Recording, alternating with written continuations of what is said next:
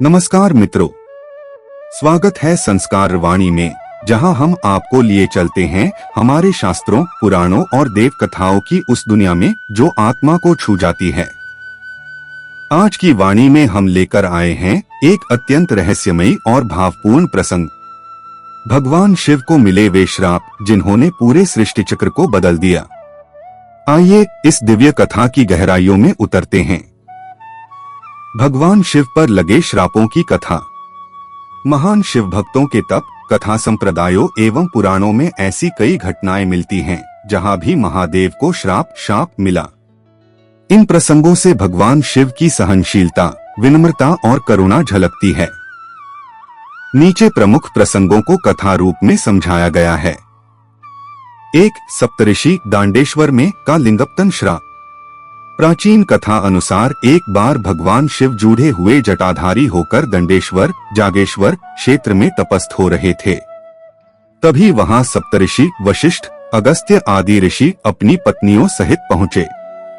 ऋषियों की पत्नियां शिव का नग्न दिगंबर रूप देख मोहित हो गईं। गुस्साए ऋषियों ने शिव को पहचाने बिना अत्यंत क्रोध में आकर शिव के पूज्य दंड लिंग के गिरने का श्राप दे दिया। कहा कि इस गैर संवैधानिक परिस्थिति का दंड स्वरूप शिव का लिंग धरती पर गिर जाएगा।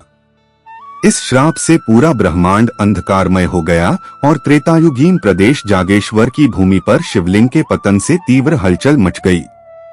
भगवान शिव ने क्षुब्ध होकर भी इस श्राप का स्वीकार किया। वह तत्काल वीरभद्र और महाकाली रूप में प्रकट हुए और उस यज्ञस्थल को विध्वंस कर ऋषियों की असमर्थता दर्शलाई। बाद में देवताओं और ऋषियों के शांतिपूर्वक अनुरोध पर शिवजी शांत हुए और जागेश्वर धाम में शिवलिंग की स्थापना करके स्वयं की पूजा हेतु मार्ग प्रशस्त किया। कहते हैं तब से वहां की धरती पर शिवलिंग पूजित होने लगी। शिलापत्थर पर नित्य मुक्त श्री शिवलिंग स्थापित होने से जागेश्वर मंदिर का महत्व बढ़ा। शिव पुराण एवं लिंग पुराण में इस लीला प्रसंग का वर्णन मिलता है। इस घटना में ज्ञात होता है कि भगवान शिव ने श्राप को अपमान नहीं समझा, न क्रोधित हुए, बल्कि उसे दिव्य खेल लीला के रूप में लिया और अंततः भक्तों के लिए एक बड़ा तीर्थस्थल जागेश्वर स्थापित किया। इनके निष्कपट रूप और अनुग्रह से प्रसन्न होकर ऋषिवृंद ने शिवजी से क्षमा याचना की और शिवलिंग की पूजा प्रारंभ की। इस प्रकार शिव की दया और भक्तों के प्रति करुणा प्रकट हुई। 2. ऋषि कश्यप का श्राप, गणेश जी का सिर कटना। दूसरा प्रसंग ब्रह्मवैवर्त पुराण से मिलता है। कहा जाता है कि 2 दानव बंधु माली और सुमाली शिव के परम भक्त थे। वे सूर्यदेव की ज्योतिषीय पीड़ा से कष्टित होकर शिव की शरण में आए और वरुणा की दया नहीं होने पर शिव से प्रार्थना की कि वे सूर्य की किरणों के असर से छुटकारा दिलाएं। भगवान शिव ने सद्भाव से सूर्यदेव को समझाने की चेष्टा की, परंतु सूर्यदेव ने कहा कि नियम ने उन्हें बांधा है। यह सुन शिव में क्रोध उत्पन्न हुआ और उन्होंने त्रिशूल से सूर्य को प्रहार कर दिया। त्रिशूल प्रहार से सूर्य का सिर छिन्न होकर गिर पड़ा और धरती अंधेरे में डूब गई। सूर्यदेव के पिता महामुनि ऋषि कश्यप अत्यंत दुखी हुए। अपने सुपुत्र को इस दशा में देखकर उन्होंने कड़वा श्राप दिया, जो तुमने मेरे पुत्र का ही छाती फाड़ा त्रिशूल से है, वैसा ही दिन तुम्हारे भी पुत्र के साथ आएगा। अर्थात महादेव को भी एक दिन अपने ही पुत्र का सिर काटने का दुख सहना पड़ेगा। कश्यप ऋषि ने यह श्राप वापस न लिया, पर उन्होंने यह भी कहा कि जैसा शिव ने मृतप्राय सूर्यदेव को पुनर्जीवित किया, वैसा ही शाक्त लीला तत्व से शिव अपने पुत्र को जीवित कर सकेंगे। यह श्राप कालांतर में पूरित हुआ जब महादेव ने गणेश जी का सिर काट दिया। तुरंत ही संतप्त माता पार्वती के आग्रह पर शिव ने योग बल से गणेश जी को पुनः जीवित किया एवं हाथी का अद्भुत सिर लगा दिया। इससे गणेश जी एक दंत रूप में सुपूजित हुए। शिवजी ने अपने भक्तों के दुख दूर करने हेतु इस कारुणिक लीला को स्वीकार किया और दैवी यश से एक महान देव को जन्म दिया।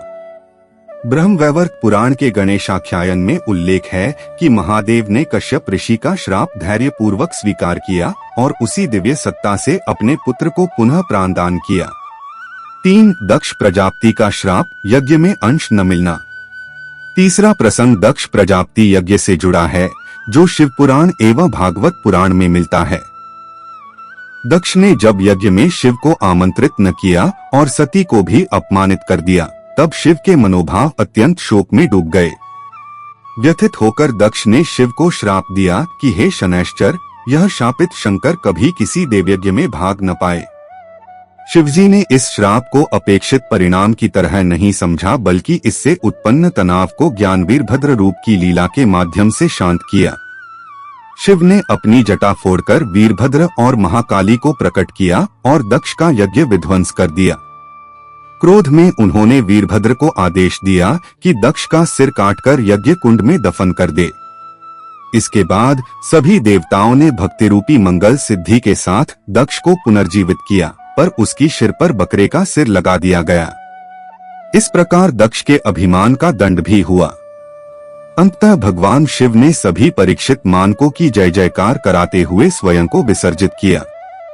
इस घटना में भी शिव ने निर्मम करुणा और न्याय भाव से कार्य लिया। श्राप से स्वयं को अलग करने की बजाय उन्होंने अभिमानी दक्ष को दंड दिया और अंततः यज्ञ को पूर्ण कराया। सभी देवों और मुनियों ने शिव की उपासना की और उनकी महाशक्ति का गुणगान किया। श्रुता ग्रंथों के अनुसार दक्ष ने शिव को श्राप दिया, पर इंद्रधनुषाकार शिव ने अंततः यज्ञ स्थल पर उनका यज्ञ समाप्त कराया। 4 अन्य प्रसंग और शिव का दृष्टिकोण। इन प्रमुख घटनाओं के अतिरिक्त धर्म ग्रंथों में कुछ अन्य कथा रस भी मिलते हैं। जैसे कुछ पुराणों में दारुवनवासी ऋषियों द्वारा शिव को गधे या राक्षस का रूप धारण करने का श्राप बताया गया है, पर ये श्राप शिव पर चढ़ा नहीं। इन सभी प्रसंगों में शिवजी ने कभी भी अहंकार से काम नहीं लिया। अंतःकरण की पवित्रता और भक्त भक्ति के प्रति अटूट श्रद्धा से उन्होंने सभी श्राप स्वीकार किए। जैसे भागवत पुराण में उल्लिखित है, सारे देव जनों में शिव अटल रूप से शांत और सहिष्णु हैं। श्राप के समय भी उन्होंने मधुरता भाव से स्थितियां संभाली। प्रत्येक काल में महादेव ने उन परिस्थितियों को दैवीय लीला समझकर भक्तों के कल्याण में परिवर्तित किया। इन श्रद्धापूर्वक वर्णित कथाओं से स्पष्ट होता है कि शिव की सहनशीलता और करुणा अतुलनीय है। हर बार जब उन्हें श्राप दिया गया तो उन्होंने क्रोध या द्वेष से नहीं, बल्कि ब्रह्मांडीय धैर्य और अनंत प्रेम से उसे अपनाया और भोगा। इन घटनाओं ने श्रोताओं को शिव की महिमा, उनकी उदारता और भक्तोपकार की गहराई का अनुभव कराया। संदर्भ विभिन्न पुराणों की घटनाएं जैसे शिव पुराण, रुद्र संहिता, ब्रह्मवैवर्त पुराण, गणेशाख्यान, भागवत पुराण इत्यादि तथा आधुनिक स्रोतों के अनुसार ये कथाएं मिलती हैं। इन कथाओं का निहितार्थ यह है कि शिव कितने भी कठोर परिश्रम, अपमान या श्राप स्वीकार कर लें, उनका प्रेम अटल रहता है एवं भक्तों की रक्षा करते हैं। तो मित्रों, इस कथा का कौन सा भाग आपके मन के सबसे गहरे कोने को छू गया? अगर आपको लगा कि यह ज्ञान किसी और की भी राह रोशन कर सकता है, तो आप जानते हैं ना कि आगे क्या करना चाहिए। हमारी इस वाणी से जुड़े रहने के लिए बस वही छोटा सा कदम उठाइए। हम फिर मिलेंगे अगली दिव्य कथा के साथ।